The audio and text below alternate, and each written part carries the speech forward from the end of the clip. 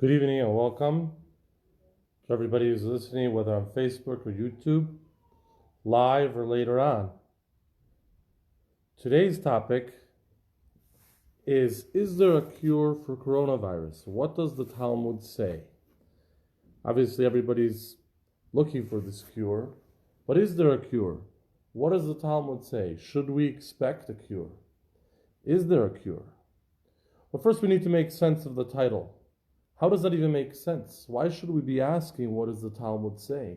Is the Talmud the place to look for a cure for COVID-19? This virus didn't even exist when the Talmud was compiled. Well, on one level, in addressing such a question, there's a fascinating idea where we find Talmudic concepts, Talmudic teachings, and other ancient Jewish teachings borne out in science centuries later all the way to today. Let's take a very current and relevant example of that. In Talmud and in Jewish law, we often have a concept of Dalet Amos.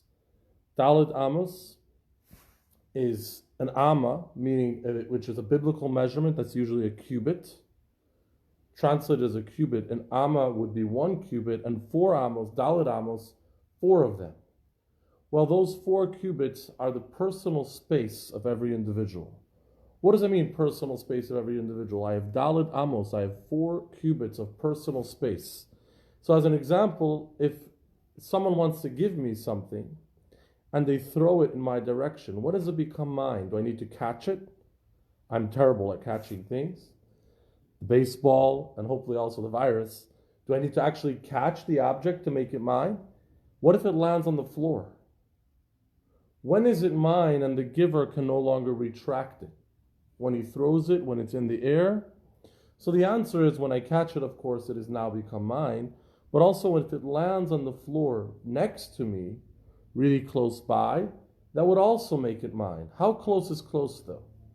So somebody threw the object, they wanted to give me the gift, it landed really close by, we say, that's as if it reached me, it's now mine. How close is close? How close is close enough to make it mine?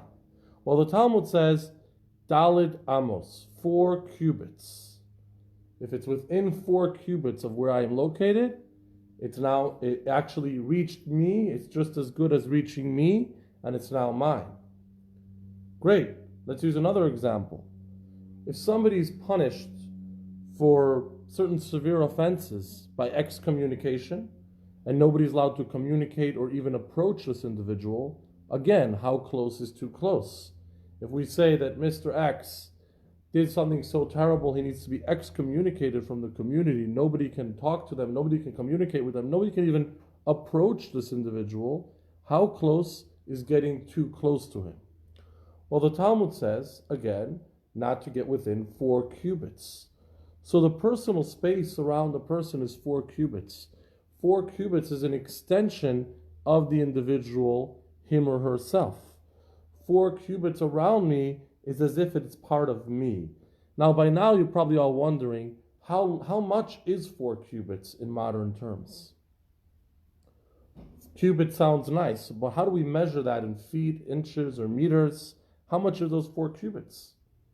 So the accepted measurement, after a lot of wrangling with it, and of course Talmudic debate and discussion, but the accepted measurement and definition for a cubit in modern terms would be 18.9 inches. 18.9, just short of 19 inches.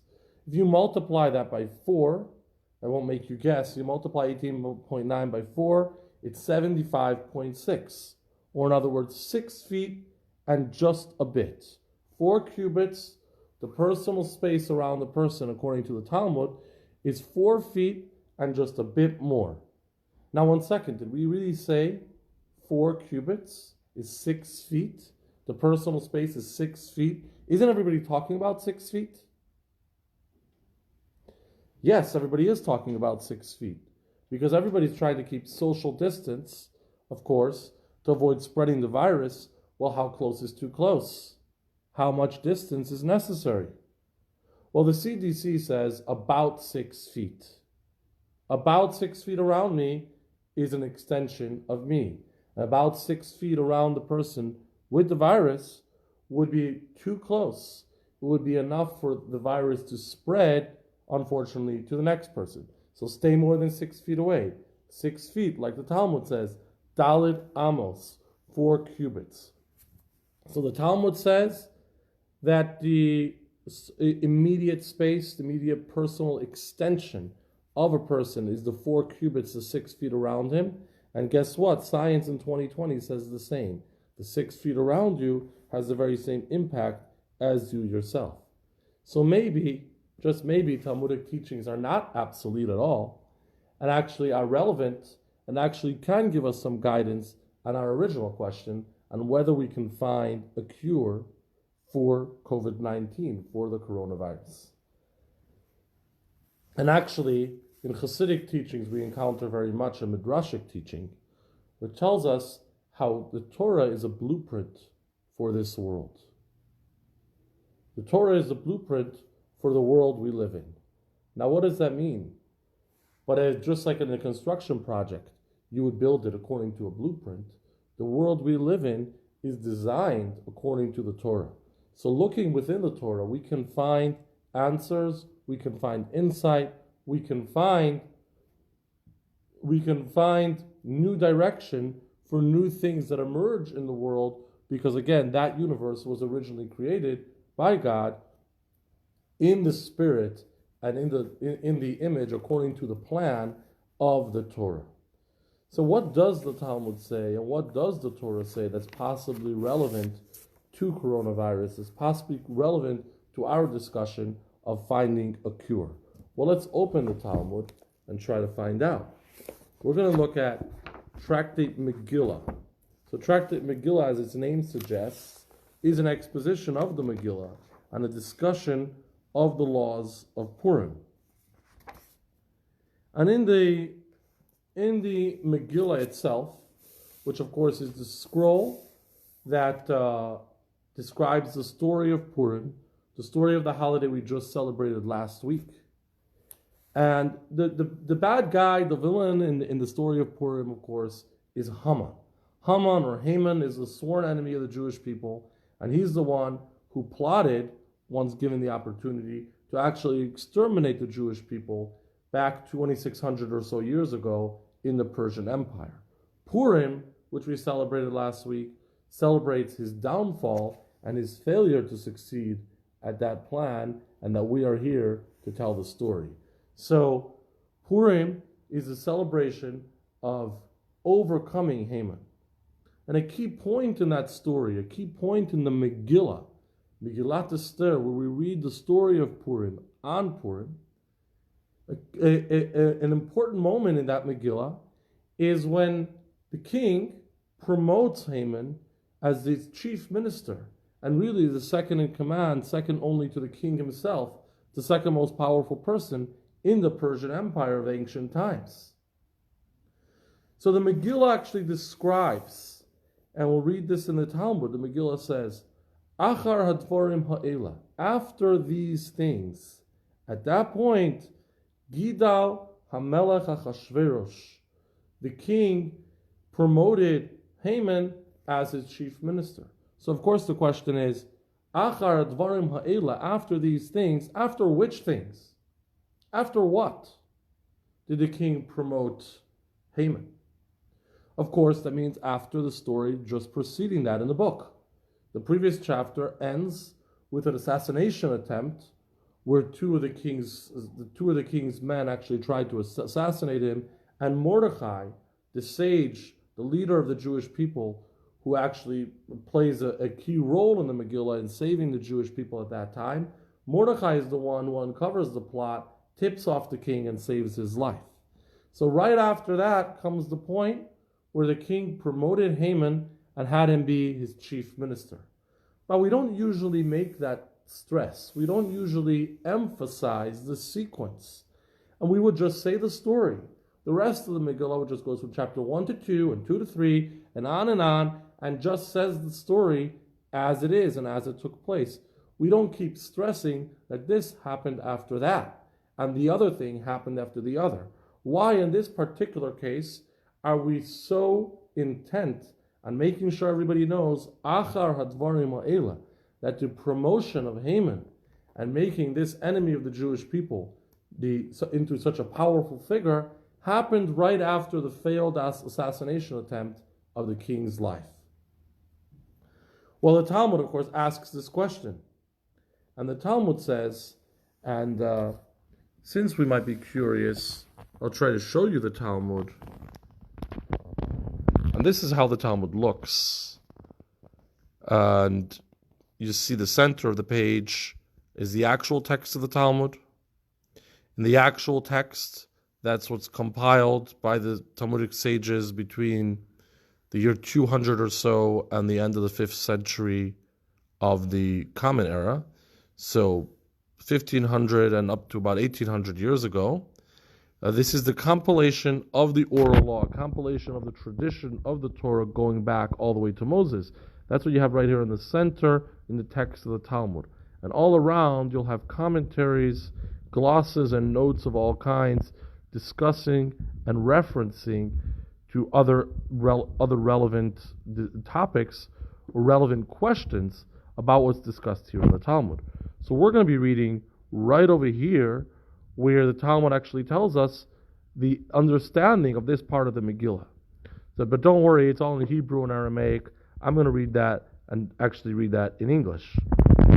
So the Talmud asks our question. The Talmud really wants to know, why is it so important for us to know that Achar Advarim Ha'ela, after this all happened, after Mordechai saved the king from the assassination attempt, that is when Haman was promoted by the king.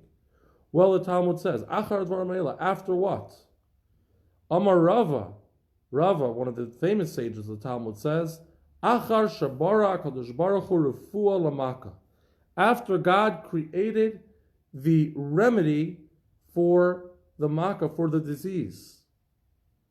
The Amar Reish Lakish, for this an earlier sage, Reish Lakish had taught, Ein HaKadosh Baruch Hu Makas Yisrael, God does not bring doesn't smite the Jewish people, doesn't bring a disease or a calamity or other misfortune to the people, Elohim Kain Bore Lahem Refuah Tchila, unless he would first create the cure. God only smites and brings the problem, brings the challenge, after having created the cure. Shenemar, as the verse states, Kirafi li Yisrael v'nigla oven Ephraim. I have healed the Jewish people, and then the sin, the iniquity, the trouble was revealed. In other words, we would usually expect and usually assume that first is the problem and then is the solution. After the problem emerges, we would look for a solution. After the Jewish people have encountered trouble, we'll try to solve that trouble. But the Talmud says no. That God says, I created the cure, and then I created the problem. I created the solution, and then the story began and the problem unfolded, but the solution is already there to be found. That is why the Megillah, the scroll of Esther, the scroll of the story of Purim, finds it so important for us to know that the promotion of Haman, the enemy of the Jewish people, to be number 2 in the Persian Empire, happened right after, immediately following the story where Mordechai, the Jewish saved the king's life. Because that was the key. As the story unfolds, and Haman is plotting to annihilate the Jewish people, and actually wants to kill Mordechai early on, before the rest of the people, at that very moment, the king is reminded how Mordechai saved his life, and a reward is due to him, and the plot twists and goes the other way, ultimately leading, not getting into the whole story now, to Haman's downfall and the salvation of the Jewish people, which we celebrate to this very day. So, first, God created the cure. First, God provided the solution. First, Mordechai had the opportunity to save the king's life, and the king was in his debt. And only then was Haman promoted, and only then did the plot of extermination of the Jewish people begin, but the solution was already in place. The key was already there. The cure was there before the disease. Well, this would quite directly answer our question, our original question, where we wanted to know, is there a cure for coronavirus? Is there a cure to be found? Everyone's looking for it. Is there something to be found? Is there an expectation to actually find the cure?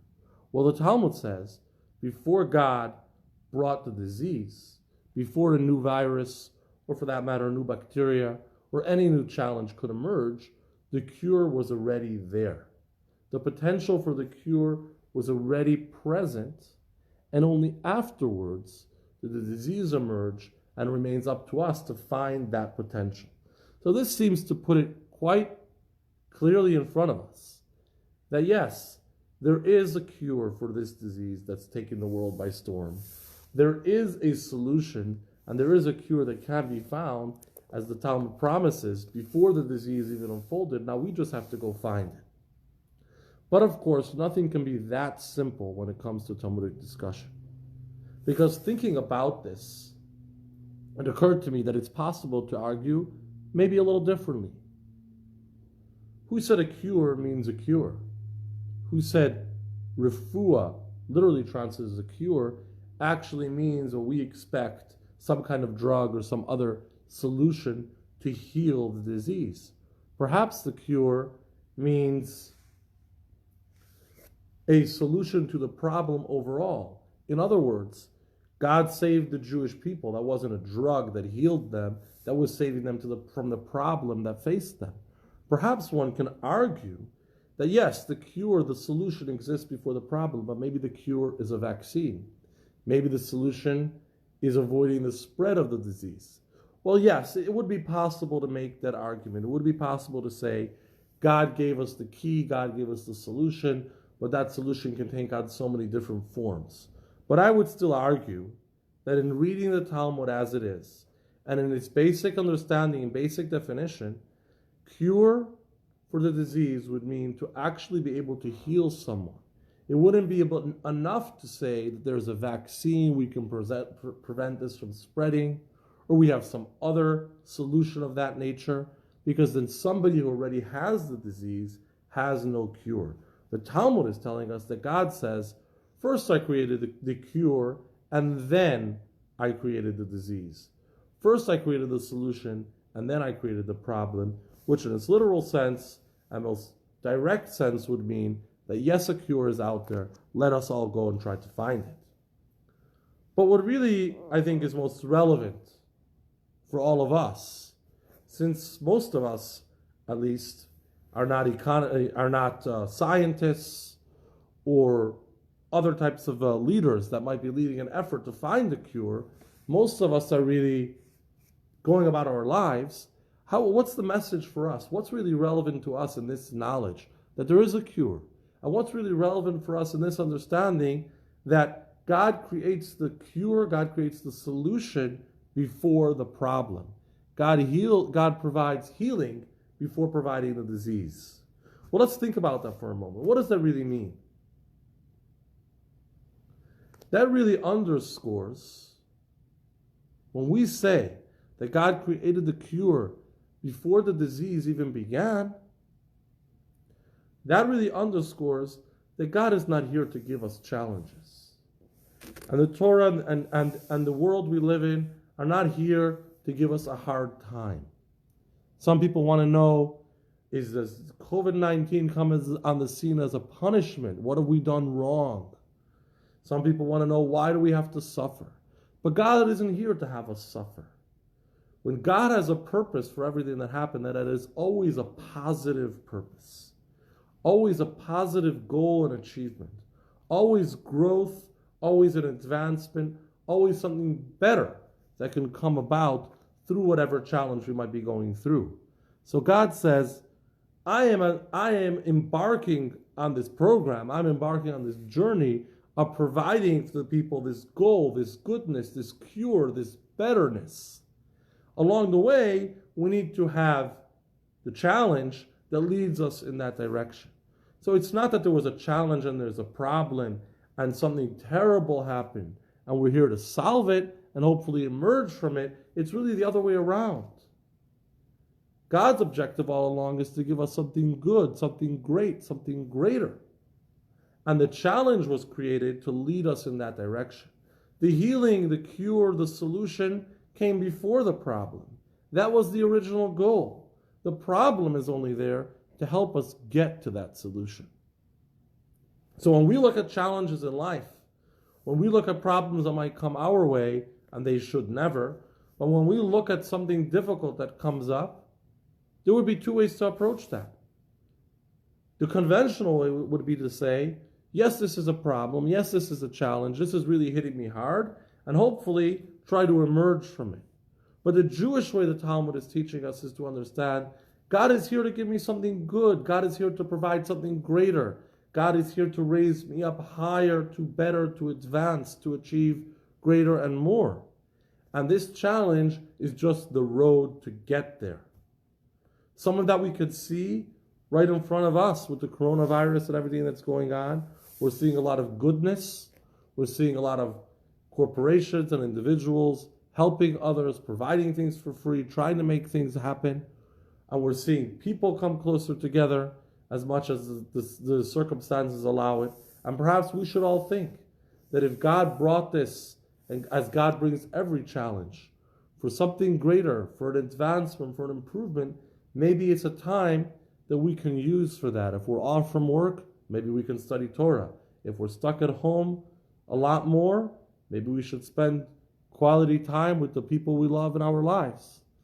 We should always be looking for the positive and that good goal, which was the purpose why God brought us the challenge to begin with, the disease, the cure that came before the disease, and the disease and the challenge is only the road to get there.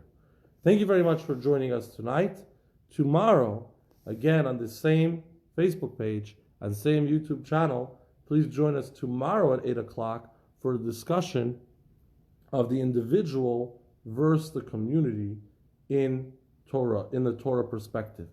What is the Torah's view on individualism versus the community? When does the public good override and when does the individual right override? We're seeing a lot of that going on now, where individual people have to accept restrictions for benefit of others, for benefit of the community, for benefit of society. How do we weigh that? What's the Torah's view on balancing individual and community? And then again, we will discuss that tomorrow evening right here at 8 o'clock. Thank you.